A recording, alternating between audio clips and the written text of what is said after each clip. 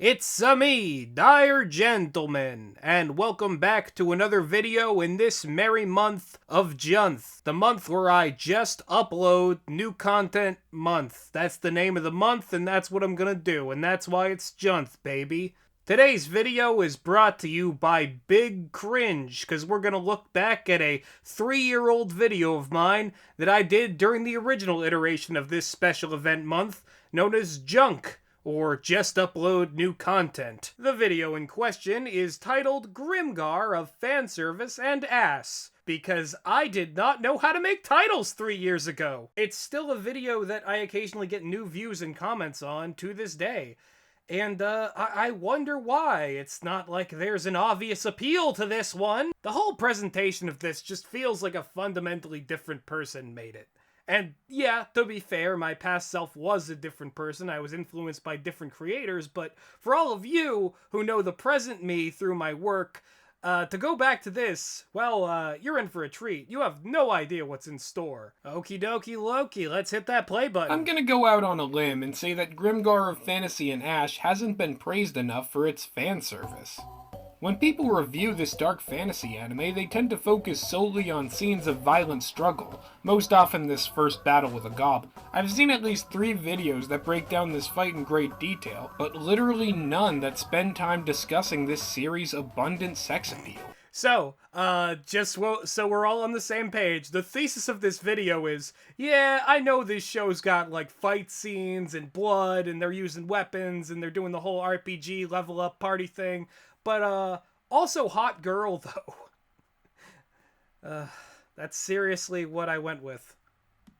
This could be because many anime critics consider fan service to be a trashy distraction that almost always subtracts from a show's quality, or it could be that the male gaze is overused in media to the point that there is nothing new to say about it. And you know what? Those are entirely valid criticisms. Yeah, see, I still agree with...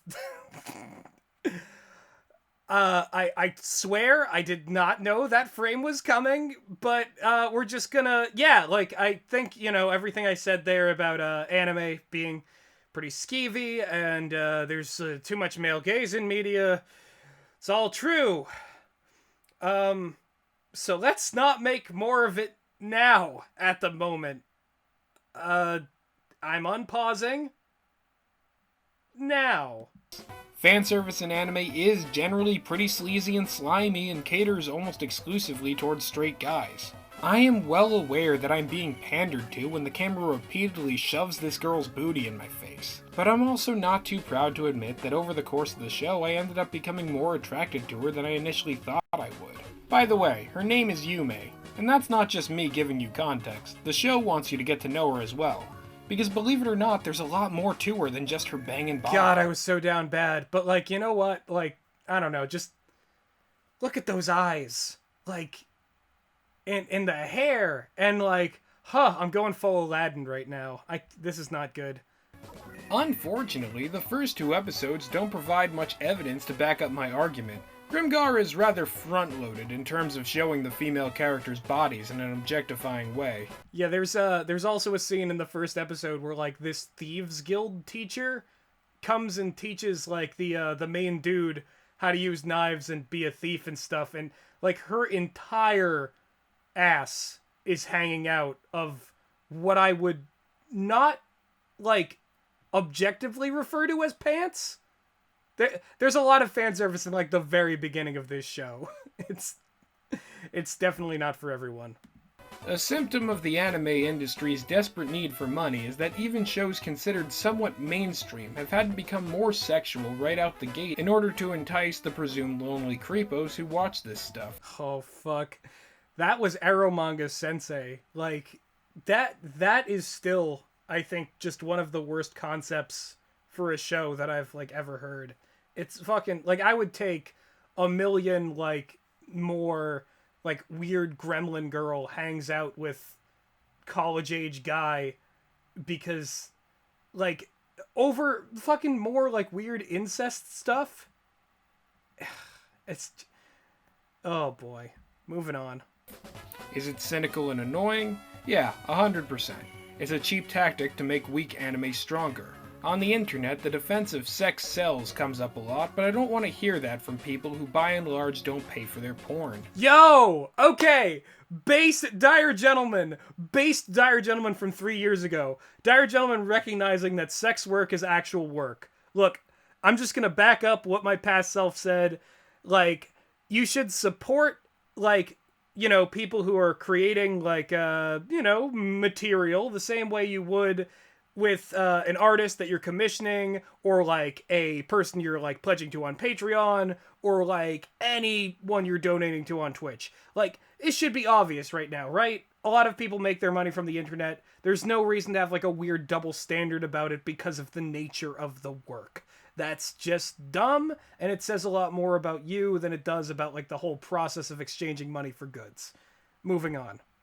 Besides, if seconds-long shots of anime girls in sexy poses is all it takes for someone to whip out their wallet, they're probably also easily fooled by beer commercials and other corporatist parlor tricks.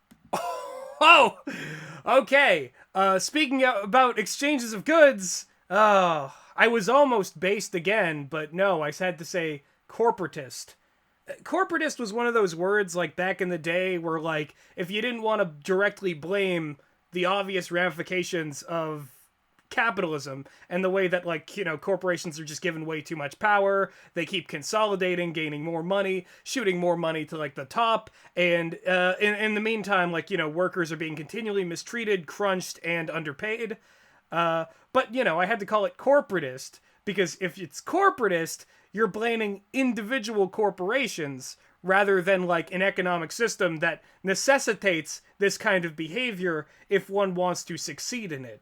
And obviously all of us want to succeed, so any of these people who are going to, you know, become these CEOs, they're going to engage in this behavior. It's a natural consequence of the system. It's not like some ancient greed sin that like is externally exerted on us by like the devil, or like, you know, just the evil in humans' hearts. It's just when economic systems dehumanize people and the whole thing becomes utterly mechanical, and it's just a way of optimizing success.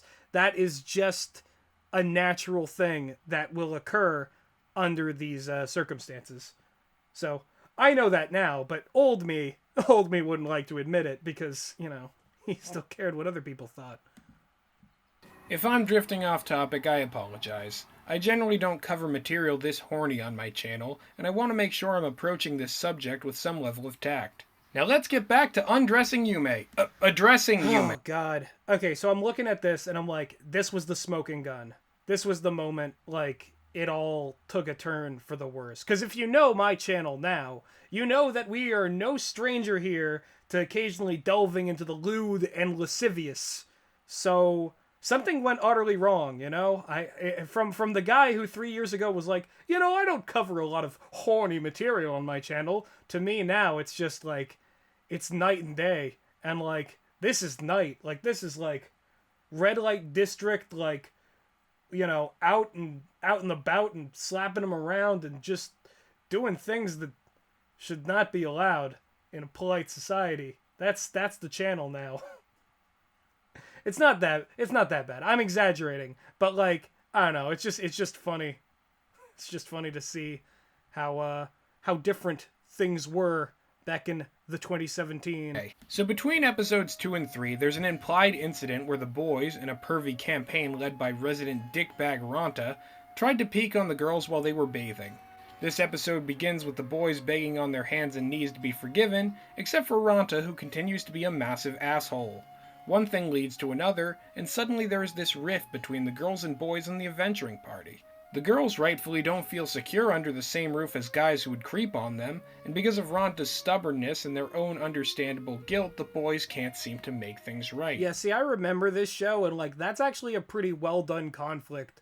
Like, in so many other shows, it's just like the perviness or whatever, like when a male character like infringes on a female character's boundaries, they usually just like have to shrug it off, or like, you know, they're treated like a bitch for like, you know, saying like for, you know, being upset by it, and then like the show just moves on like it's comedy. Like fucking Seven Deadly Sins.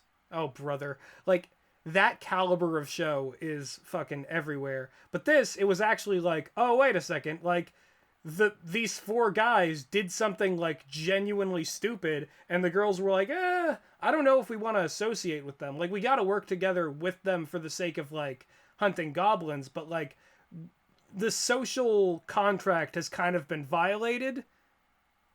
Anyway, I go more into that starting now. Then there's this scene where Haruhiro, the audience surrogate because there always has to be one, goes off with Yume and they actually talk about the issue.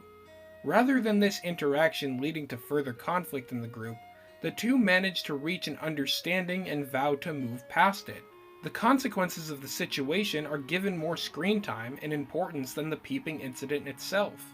It's not even shown in the series proper, in fact, and if you really wanted to see it, there's an OVA, which still barely shows much skin. Yeah, see, that's the thing about this, and I guess that's like what I was getting at. Is probably, this section is probably like the best written section of the video, where I'm just talking about how the show had an opportunity to have the guys look in on the girls and like make it this big like creepy voyeuristic scene, but instead they don't show the girls like in the hot spring barely at all in the show proper, and only a little bit in like the special OVA, and so much else is like walking through the consequences of what happens if these guys violate the trust of the girls. And it's great. And it's really well written. And it doesn't mean that, like, you know, the girls can't be, like, you know, drawn sexy or whatever, or, like, there can't be some, like, you know, sexual tension between the characters. It's just not made into, like, a creepy, pervy,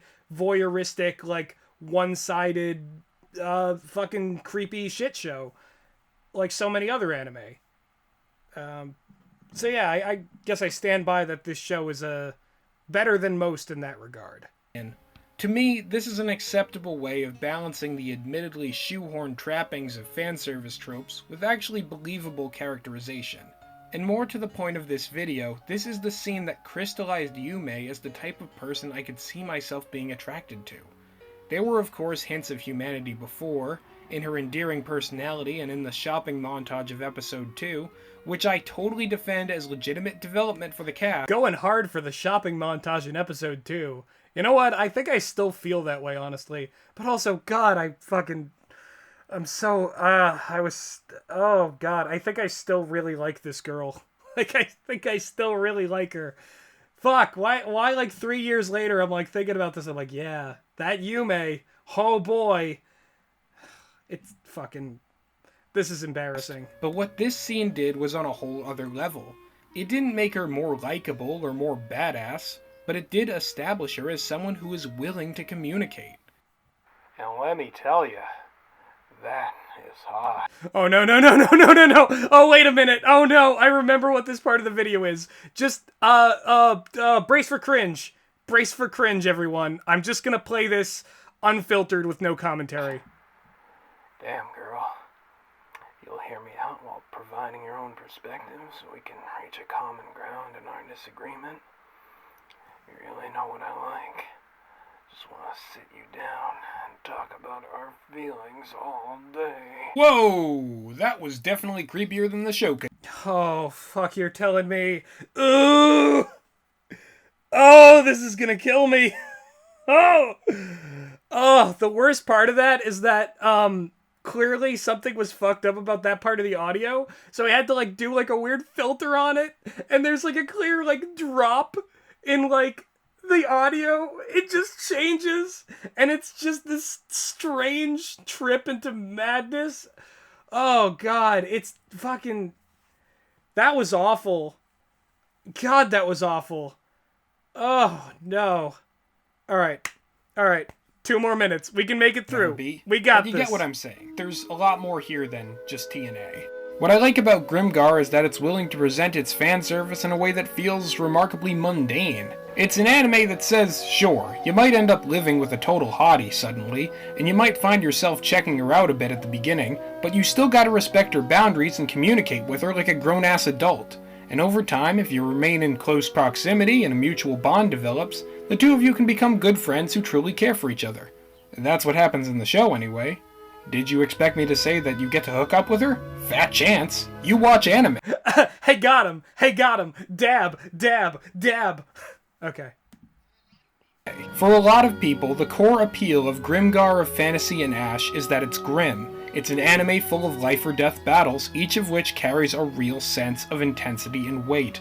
But for me, it's very specifically the feeling of proximity that the party's shared living situation evokes. To just know that, at the end of the day, you've got cool, sexy friends around you who have your back is probably the best fan service there is. Yeah, you know, there is something really good about cool, sexy friends. You know, I wouldn't necessarily phrase it like that all the time, especially not, like, to every friend in question, but, like, you know, when you've got a squad, when you've got a team, when you've got, like, the cool, sexy people around you, that's fucking cool. That's how you know you made it, man. Especially because, when you watch Grimgar, you too are a cool, sexy friend. Remember how I said Haruhiro was the audience surrogate? Well, the audience is you.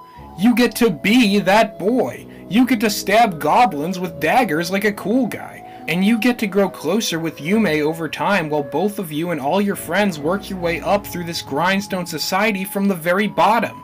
You get to live this moment. The moment where I mean you, have never been more attracted to Yume.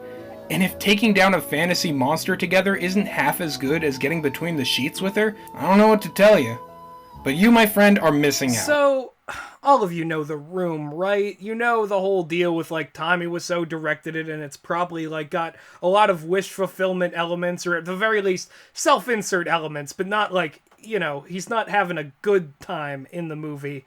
But there are those scenes where, like, he and his character and Mark are playing, like, with the football, and, you know, it's like a moment of, like, yeah, they're buddies. Oh, this is, like, beautiful. This is, like, you know, everything. Like, this has to be in the movie. That's, like, this is my, like, buddies moment. This is, like, oh... Any girls who are good with knives and want to go kill a goblin with me, like, hit me up. Like, first we gotta, you know, get transported into a fantasy world and, you know, like, you know, lose, you know, some close comrades to us. Like, there's gotta be, like, death and tragedy, and I gotta, like, you know, have, like, this inferiority complex, like, oh, how do I step up and lead, you know? Like, oh, what do I do? And like, you know, you need to also, you know, experience grief in your own way, but, like, we kind of become distant, and then we're, like, brought together by, like, shared tragedy, and eventually, like, the emotions build up, and we just can't take it anymore, and we're like, you know what? Something's gotta be done. Like, we gotta work together, we gotta, you know, fight our way out of here, we gotta make things right. And, you know, that's all I could really hope for, you know? That, like, what's better than that, really? So yeah, Grimgar, Fantasy, and Ash. An escapist fantasy for lonely straight guys, or the escapist fantasy for lonely straight guys? For all my bluster about being against pandering and seeing fan service as sleazy, I definitely was caught hook, line, and sinker by this show, and I hope that all of you are too. Well, so ends another chapter of Junk, the month where I just lose my mind. Well, that's the end of the video, and I certainly, however down bad I felt back then, I'm certainly feeling in a similar state now. Well, in any case, I hope that this, I guess, psychosexual journey into my past as a YouTuber was beneficial to anyone or anything. I do think it's funny that this video, like, you know, still after so long, it's gotten some views, but, like, you know, it's basically a relic of a time before the Dire Gentleman brand was really solidified. Oh, fucking, by the way, this is the anime that I had the screenshot of in the Bill Cipher video, just so that everyone is aware. This is what I was talking about when I said the right kind of fan service in it. Everyone thought I was mocking the character by putting a little picture of Yume in. No, but it turns out I actually had an entire video explaining my point and saying that it was, in fact, good fan service. So, you know what? Maybe it's all of you who should take it on faith that when I say the right kind of fan service, I mean the right kind of fan service, instead of assuming the irony-poised interpretation of that statement. Because what?